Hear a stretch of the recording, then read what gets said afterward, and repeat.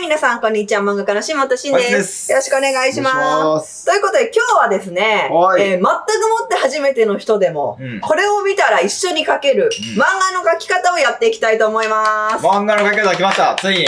そうだね。もう私漫画家だから、一番私がちゃんと教えてあげれる場所で。本業シリーズ。あります。で、ここに全く漫画を描いたことない人がいます。お絵描き歴6年とか言ってるけど、漫画は一切描いたことありません。そうだよね。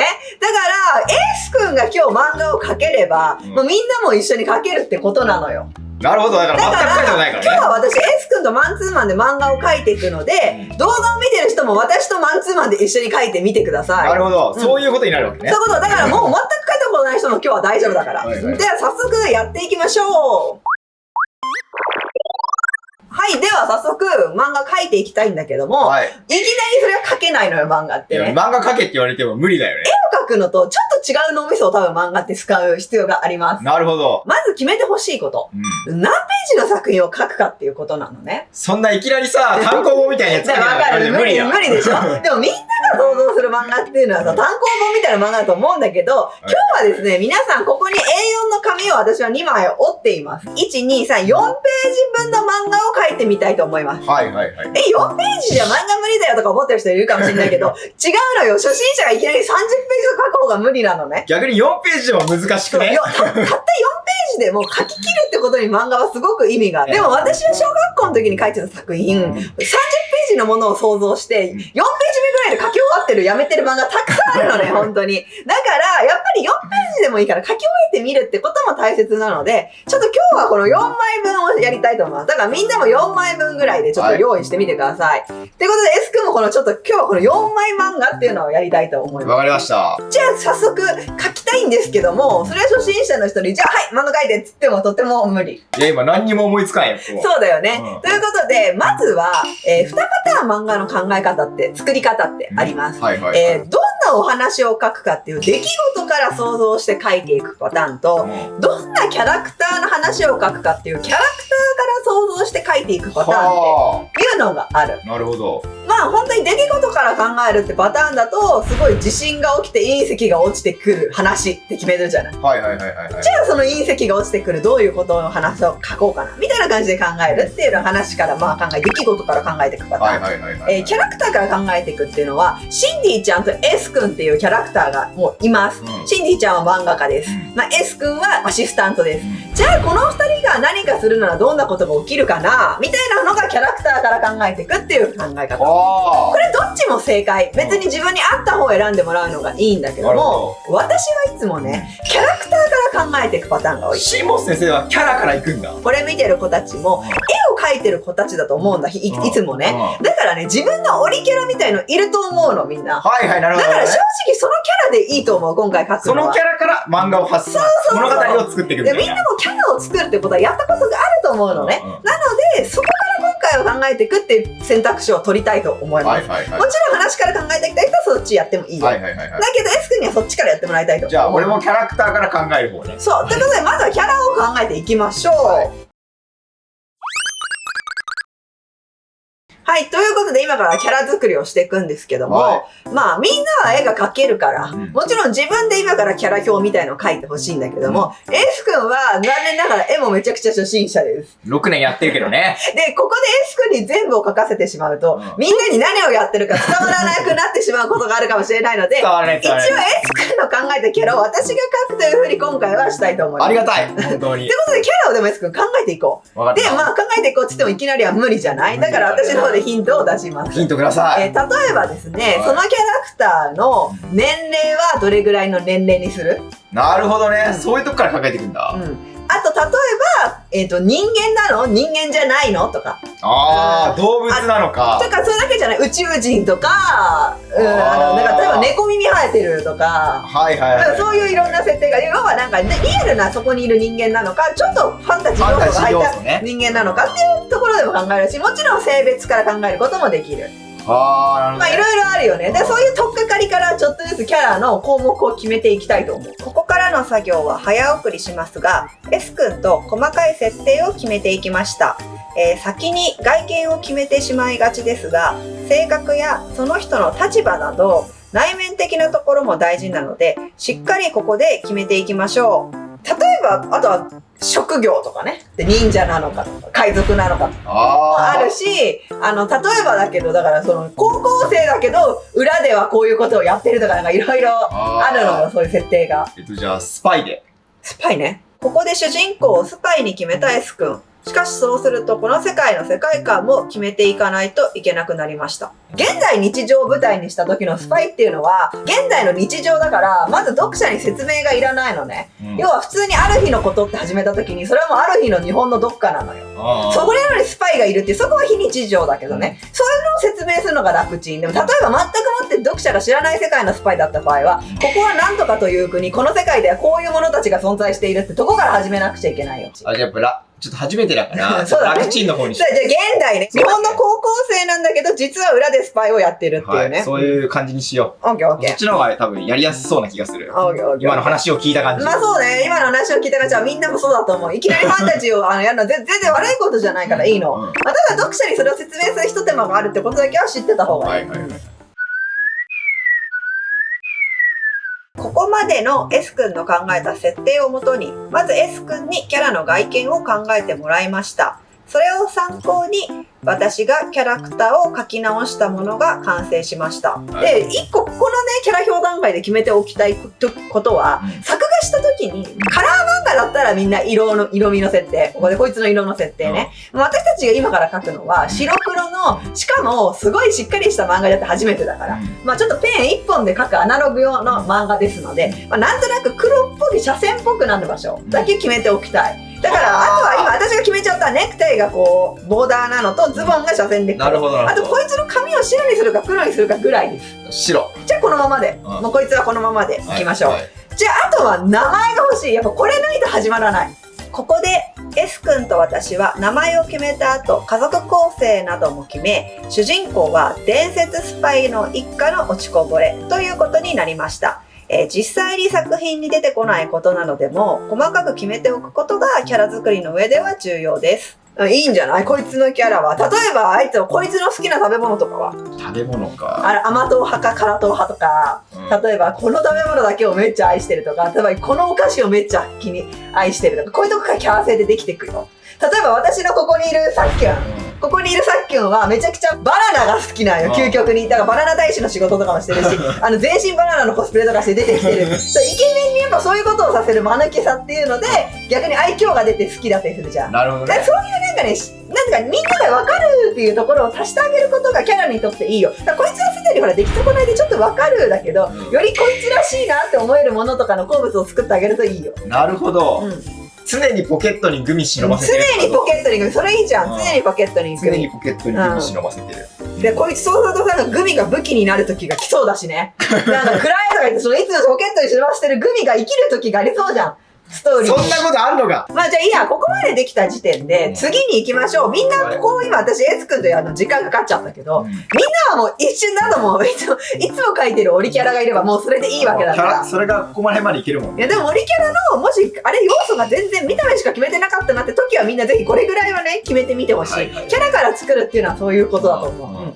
じゃあもうこれから今からシンくんのね、漫画を4ページで書いていくわけだよ。あ、そう、シンくんだこいつ。シンの漫画を。ただ今我々が話していた話っていうのは明らかにジャンプの、単行本10巻とか続くようなキャラ設定の話だったよ。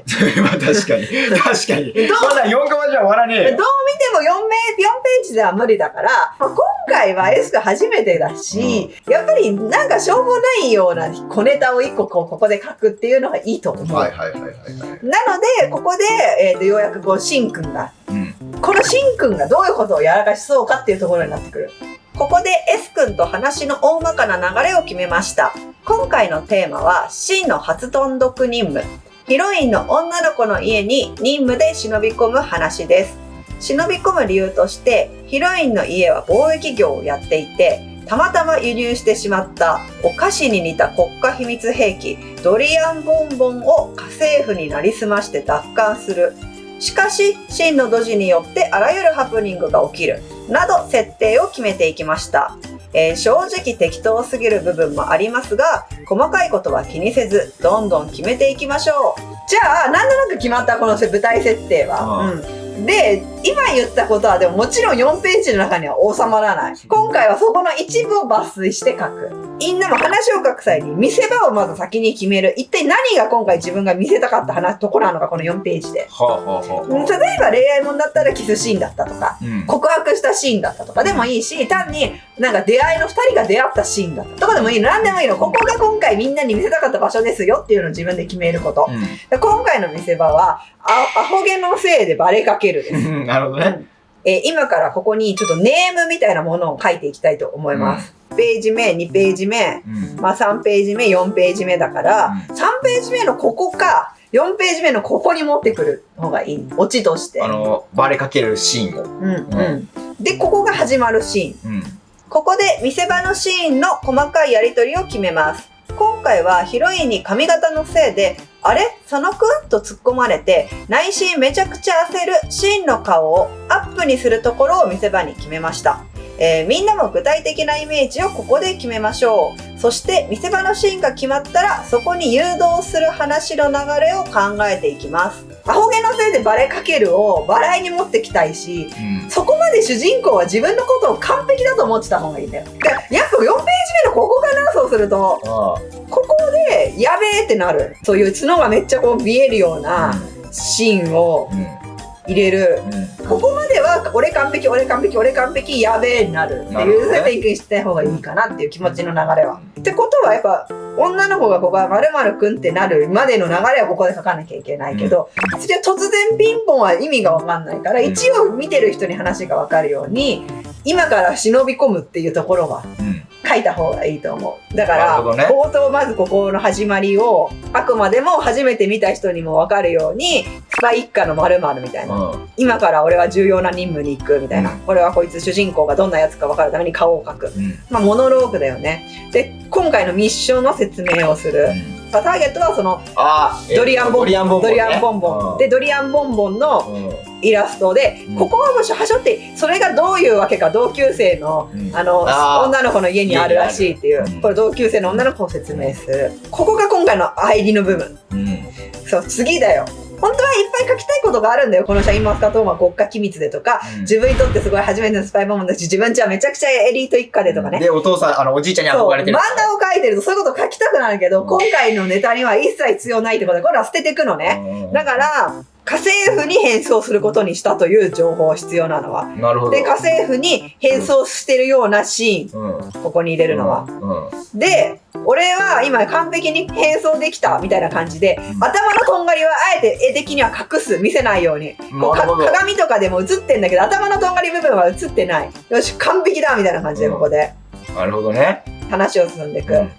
これで忍び込むぞね、なって、ピンポンみたいな感じで行く。なるほどね。で、ここはもう一回引きってて、場面を転換させるコマを入れる。ヒロインが可愛い女の子ですよっていうので分かりやすく出てくる。はーいみたいな感じで。ここに家政婦の〇〇ですっていう感じで、私今こう入れてきました。あ、はいはいはいはいみたいな感じで、普通の日常会話が進んでいく。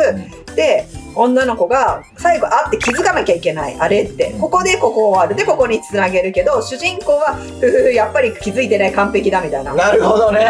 やっぱり完璧って、ここまでは完璧でいく。そうした瞬間、ここのコマで一瞬でバレてるみたいな。なるほど。まあ、やっべーって言えたけど、これとかでもいいかも。なんでってなるから、主人公はね。みたいな。完璧なはずなのにっていうことだもんね。で、ここにお前ここ隠れてねーよってツッコミを読者にさせるんでもいいかもしれない。なるほどね。っていう流れでいこう。めっちゃおもろいこれ。今これも果たしていかにこれが動画でみんなに伝わったのか。これはすごいわね。っていうのを今決めたので、じゃあここに下書きとしてネームを書いていきたいと思います。すごすぎる。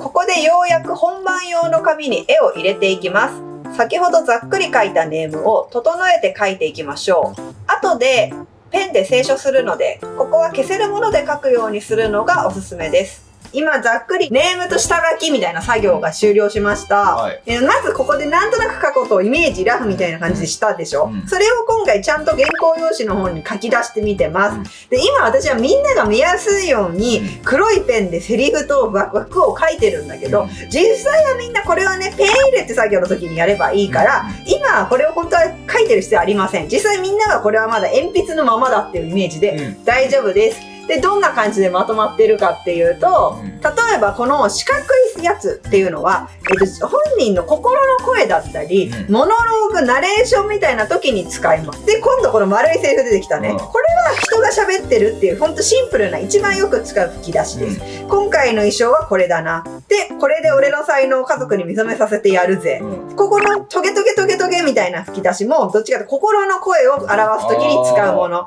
なんかこれとの使い分けっていうのは特にルールはないんだけど、私の場合はよりリアルタイムで思ってる心の声みたいなこっちでなんかやってて、ナレーションに近いような心の声っていうのはこの視覚にしているっていう感じです。という感じで、まだ続きはあるけども、ネームっていう作業と下書きみたいな作業を今私はやりました。